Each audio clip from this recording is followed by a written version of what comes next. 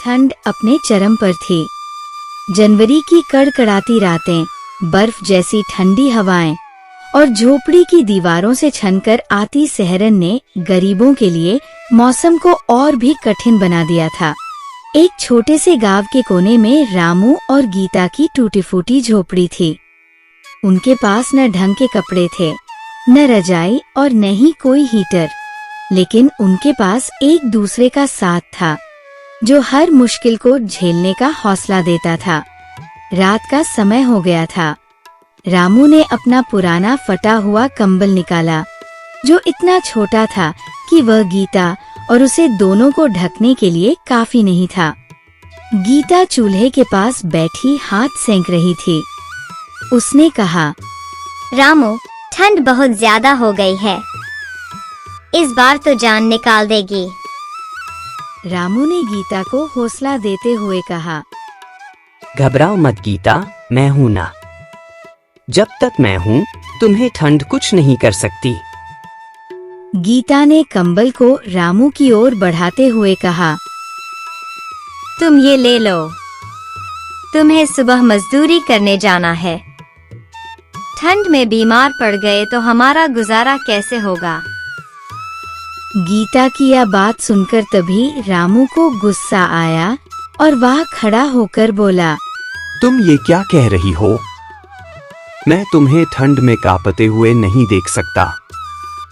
हम दोनों इसे आधा आधा लपेट लेंगे। दोनों ने एक दूसरे के करीब आकर बैठने का फैसला किया ताकि उनके शरीर की गर्मी उन्हें ठंड से बचा सके। रामू ने गीता के हाथ अपने हाथों में ले लिए। उसने देखा कि गीता के हाथ बर्फ जैसे ठंडे हो गए थे।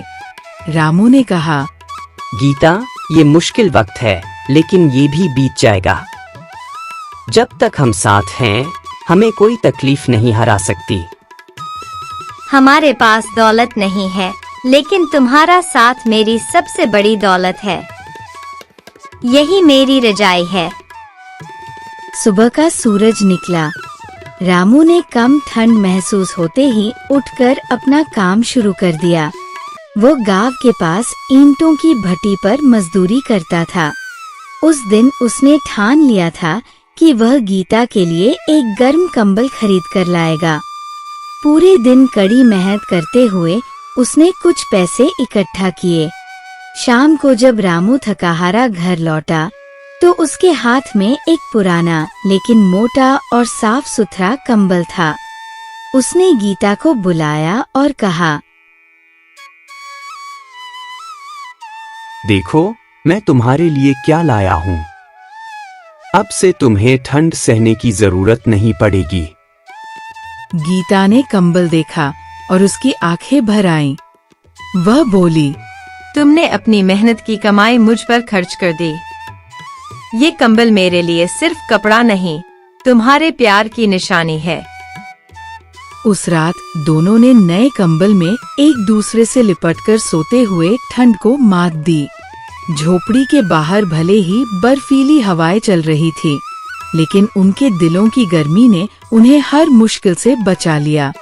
तभी रामू ने गीता से कहा, गीता, अगर हमारे पास प्यार और साथ है तो दुनिया की कोई भी ठंड हमें तोड़ नहीं सकती। गीता मुस्कुराई और बोली, तुम सही कहते हो। गरीबी से बड़ा कोई दुख नहीं, लेकिन प्यार से बड़ी कोई दौलत भी नहीं। मुश्किलें कितनी भी बड़ी क्यों न हो, सच्चा प्यार और एक दूसरे का सहारा हर कठिनाई को छोटा कर देता है। ठंड जैसी चुनौतियां सिर्फ बाहरी हैं, असली ताकत तो दिलों में छिपी होती है।